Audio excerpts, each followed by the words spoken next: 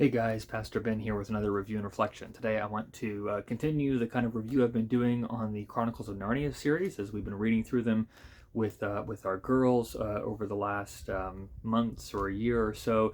And we finished reading most recently The Magician's Nephew by C.S. Lewis. This is book 6 in the Chronicles of Narnia.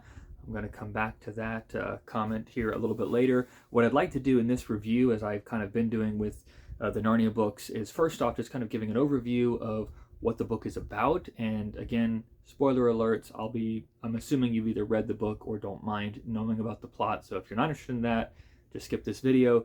But I'll kind of run through what the book is about thematically. I'll step back and give a few thoughts about things that just stood out to me on this reading, or themes that I think are particularly resonant or profound with this book.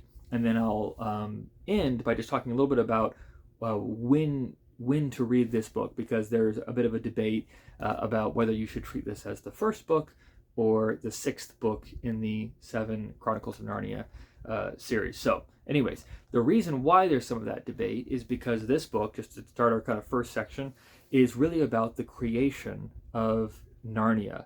The story begins not in Narnia itself, but actually in London, and not in London in the time of the Pevensey children, as you know we start with in The Lion, the Witch, and the Wardrobe, but rather a generation or two before that, kind of the end of the 1800s, the Edwardian period, and it's focusing on a little boy named Diggory, who is living with his aunt and uncle in London, because his father is overseas, he's working in India, and his mother has come down with this deathly illness and is in the process of dying, really.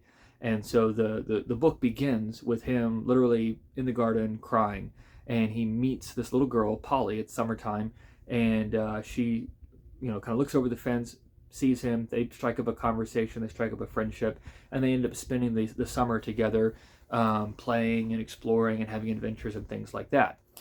As they're doing that, they end up setting out on kind of their own exploration, and inadvertently end up in Diggory's the study of Diggory's Uncle Andrew, who is he becomes one of the main characters of the book, and he has been very reclusive and kind of keeps to himself. So even though he's Diggory's uncle, Diggory doesn't know him very well at all. And he is reclusive, we find out, because he has been kind of delving into magic and trying to learn how to manipulate the world and gain power for himself. And he has been able to develop these rings that, if you touch them, will, he thinks, take you out of this world into another world. But he's too cowardly to test them himself. So when he meets the children, he tricks them into touching the rings so that they end up going to the other world. And that kind of begins the story. So this is a book that kind of moves between our world and other worlds. And what we find in this book that's really fascinating is that it's not just our world and then Narnia. When the children touch the ring the first time, they're transported to this place that's called the Wood Between the Worlds. That's what they end up calling it. You can see the beautiful Pauline Baines illustration of that. And it's just this quiet wood that's filled with all these different pools. And if the children step into the pools, it will take them to different worlds or different locations. So the first world they go to is actually not Narnia. It's a place called Charn. And while they're there, it's this kind of dead world. The sun has become large and red and is dying. There's the remnants of this massive civilization everywhere.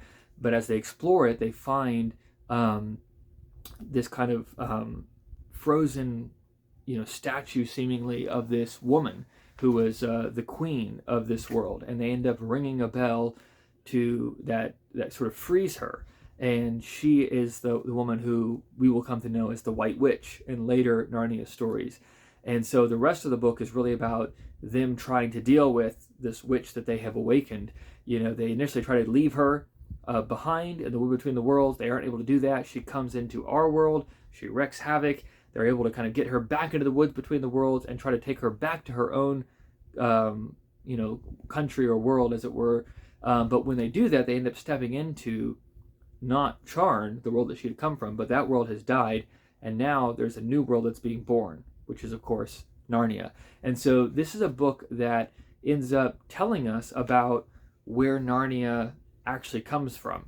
So it is in many ways kind of an origin story, if you can think of it that way, not only for Narnia itself, but also for the White Witch. And as we find out, even in addition to that, the little boy Diggory grows up to become the professor that has the house that the Pevensey children come into. And there's other little kind of Easter eggs on there. We learn where the lamppost comes from and where the wardrobe came from, all those kinds of things as well. So it's a really interesting book if you've been reading the series up to this point to sort of get a window into, okay, where did that come from? And it also just sort of expands your understanding of the kind of cosmology that Lewis is working with and these kind of different worlds that are there, and the relationship between our worlds and these other worlds. So it's a fascinating book. Along the way, there's the question of how to deal with the problem of evil that gets raised. There's also the question of the different views of power, and you get the White Witch and Uncle Andrew, who are kind of on one side, and they're looking to use other people to advance their own agendas. That's always the kind of goal. That's always the kind of ambition. And so they'll do that sometimes through brute force if they think they're strong enough. Sometimes it's through manipulation, temptation. It's a very nuanced understanding of evil. It's not just the people being evil because they're evil. There's twisted desires that then twist their affections and their attitudes. And the way that evil works is not one-dimensional. It's not just kind of brute force slamming in against, the good people, but it's working on even the good desires that they have. One of the kind of central tensions of the book later on is that the White Witch, kind of offers to Diggory a way of healing his mother if he will give the White Witch what she wants. So it's very much a scene kind of like, say, in tempting Christ, if you bow down to me, I'll give you all the kingdoms of the world, or Satan tempting Adam and Eve in the garden. And significantly, that temptation scene happens in a garden.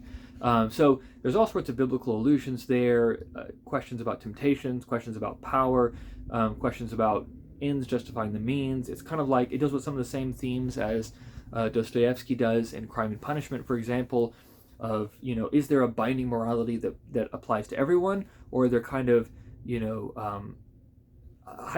people of greater power and intellectual ability who kind of transcend the limitations of everyday morality and things like that. So there's lots of interesting themes to delve into and to think about. There's some wonderful characters, and then of course it's just a great story in its own right. Lewis is a great writer. It's very engaging. I enjoyed it, having read this countless times myself now. My girls really enjoyed it, getting to read through it themselves, and it was great to see those light bulb moments where they realize, oh, she's the witch, or Diggory's the professor, or, whatever, those kinds of things. So that kind of brings me to my last section of this review, which is to address the question of when should you read this book? Because in terms of the order of publication, this was the 6th book out of 7 that was published in the Chronicles of Narnia series. I think it was published in 1955, if I remember the date correctly. And so when they were published in England, they were obviously published as they came out.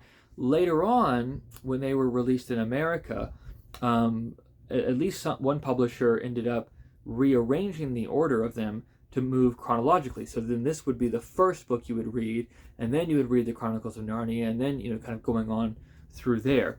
And so you've kind of got this debate that has emerged amongst Narnia fans as to the question of what's the right order to read these books in. I'll put my cards on the table and say I am a firm believer in the publication order, meaning this should be the 6th book, not the first book that you read, and there's a couple of reasons for that. So one is, while this is a fascinating book, it's well written, it's engaging characters, I think the Lion, the Witch, and the Wardrobe functions as a really phenomenal entry point into the world as a whole. I think it's a more interesting story. I think it has a broader range of characters. I think it brings you right into the heart of Narnia, who Aslan is, the relationship between that world and our world, than any of the other books do. So I think The Lion, the Witch, and the Wardrobe is the appropriate starting point. It's where we first are introduced to Narnia, and it makes so much more sense. Secondly, when you read this book, The Magician's Nephew, the things that are wonderful light bulb moments, if you've read the other books, don't really work if you haven't read the other books. So if you're finding out, for example, that Diggory is the professor, but you don't know who the professor is, that's not a meaningful reveal. If you find out that this lamppost that pops up at the beginning of Narnia is going to be the place where Lucy comes out later, well, you don't know who Lucy is. That doesn't really make a lot of sense. So, and there's more examples that I could give as well. So I think the kind of some of the literary weight that comes with the sixth book is because you've been immersed in the world up to this point. So again, I'm not trying to be dogmatic about this. Different people have read it different ways. They're all great books. I think you'll enjoy the series no matter how you read it. But in terms of the first time reading through, if you're reading through it you haven't read it yourself, or you're reading it to your kids, I would recommend start with The Lion, the Witch, and the Wardrobe, work your way through. Let this be the sixth book, because not only does it tie back into the earlier books, it also sets you up in some important ways for the last battle, which is the final book of the series. And then once you've read them all, you could rearrange and say, hey, I'm going to read through it in chronological order and see what stands out. So that's a fine way to read it. But in terms of how do you introduce readers to the series, I'm a firm advocate. Go with the order they were written in, go in the order they were published. But whether you read it first, or whether you read it sixth, or in some other order of your own imagining, this is a phenomenal book. It's just as solid as the rest of the series, and something that our family really enjoyed. So I hope you take the time to either read or reread The Magician's Nephew by C.S. Lewis.